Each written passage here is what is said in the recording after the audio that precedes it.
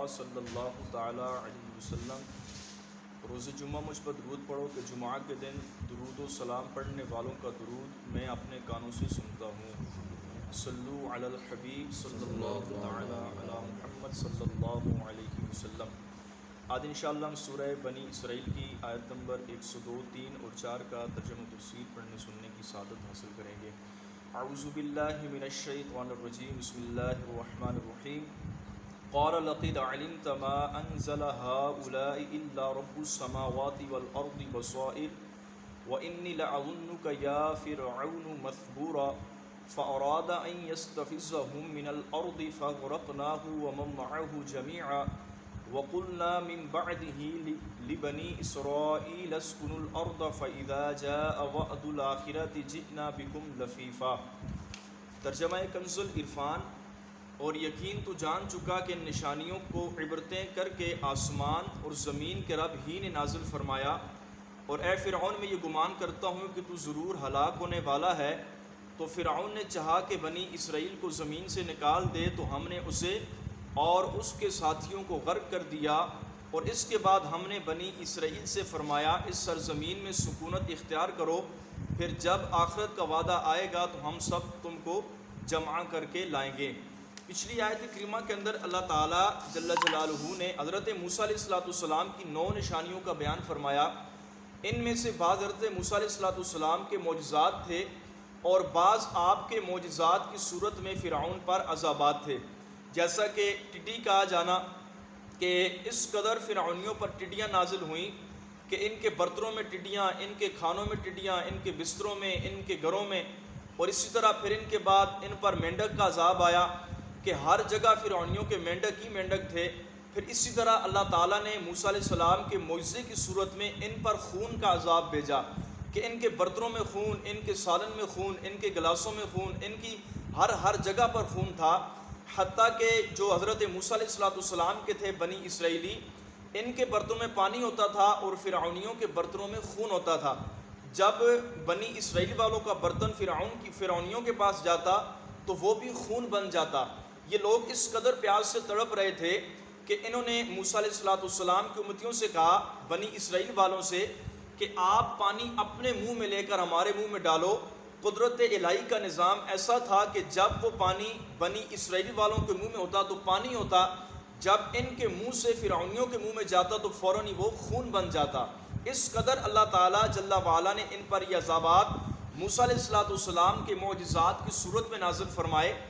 لیکن فرعون کا حال یہ تھا جیسا حال مکے والوں کا تھا کہ مکے والے نبی پاک صلی اللہ تعالیٰ علیہ وسلم کے معجزات دیکھ کر آخر میں یہ کہہ دیتے تھے کہ یہ محمد صلی اللہ علیہ وسلم کے نعوذ باللہ جادو ہیں، یہ جادو کے کرشمے ہیں جو ہمیں دکھاتے ہیں۔ تو اسی طرح موسیٰ علیہ السلام سے بھی فرعون نے کہا کہ اے موسیٰ میں گمان کرتا ہوں کہ یہ تیرے سارے کے سارے جادو ہیں، نعوذ باللہ۔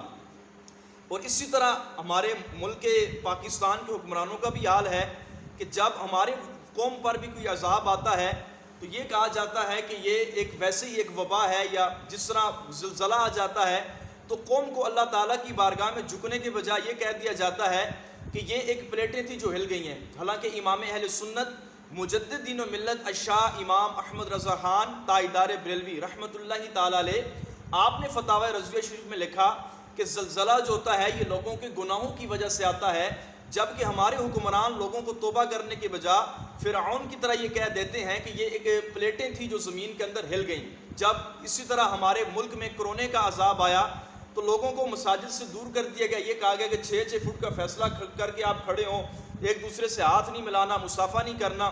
حالانکہ ہونا تو یہ چاہیے تھا کہ ساری کی ساری قوم کو مساجد میں لایا جاتا، لوگوں کو رب کی بارگاہ میں سجدے کروائے جاتے، اللہ تبارک و تعالیٰ سے معافی مانگی جاتی، تو اللہ چاہتا تو یہ عذاب بھی ہم سے دور ہو جاتا۔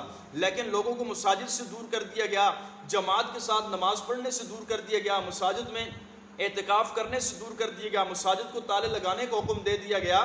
تو فرعون کا حال بھی کچھ ایسا ہی تھا، یہ بھی اللہ تعالیٰ کے عذابات کو اپنی آنکھوں سے دیکھ کر کہہ دیتا تھا موسیٰ علیہ السلام سے کہ یہ تو نعوذ باللہ آپ علیہ السلام کے جو ہے وہ جادو ہیں۔ پھر اس کی یہی باتیں مسلسل چلتی گئیں، حتیٰ کہ ایک وقت ایسا آیا کہ یہ فرعون اپنی ساری قوم کو لے کر جب دریا میں گھسا تو تو آنن فانن اللہ تعالیٰ کا حقیقی اور سچا عذاب اس پر نازل ہو گیا. اس وقت فرعون کہنے لگا آمنا برب موسیٰ و ہارون، کہ میں موسیٰ اور ہارون کے رب پر ایمان لایا. تو ارشاد فرمایا گیا اب اللہ کے عذاب کو دیکھ کر، اپنی موت کو اپنے سامنے دیکھ کر ایمان لانے کا کوئی بھی فائدہ نہیں ہے. ایمان تو غیب کا نام ہے. قرآن کریم فرقان مجید کے اندر اللہ تعالیٰ نے کیا ارشاد فرمایا؟ الف لام میم ذالک الکتاب لا ریب فیہ ھدی للمتقین الذین یؤمنون بالغیب، کہ وہ لوگ جو ایمان غیب پر لائے. تو غیب پر ایمان لانا یہ ایمان ہوتا ہے. اسی لیے حدیث پاک میں کہا کہ اگر کوئی بندہ نزا کے وقت کوئی کافر جو ہے وہ عذابات کے فرشتے دیکھ کر کوئی ایمان لائے گا تو اس وقت اس کا ایمان لانا قابل قبول نہ ہوگا، کہ گویا کہ اس نے اپنے سامنے فرشتوں کو دیکھا ہے. اور ایمان یہ غیب کا نام ہے. اللہ کریم جل جلالہ کو ایک ماننا، نبی مکرم صلی اللہ تعالی علیہ وسلم کی رسالت کا اقرار کرنا، ضروریات دین کو ماننا، غیب کا نام ایمان ہے. جبکہ فرعون پہلے حضرت موسیٰ علیہ السلام کو جھٹلاتا رہا، جادو کرتا رہا، بالآخر وہ اللہ تعالیٰ جل وعلا کے عذاب کی پکڑ میں آ گیا، گرفت میں آ گیا. اس وقت اس نے کہا کہ موسیٰ اور ہارون کے رب پر ایمان لایا. تو ارشاد فرمایا گیا کہ اب تمہارا ایمان لانا قابل قبول نہیں. اللہ کریم جل جلالہ کی بارگاہ میں دعا ہے اللہ تعالی ہم سب کے ایمان کو سلامت فرمائے. آمین بجاہ النبی الکریم صلی اللہ تعالی علیہ وسلم.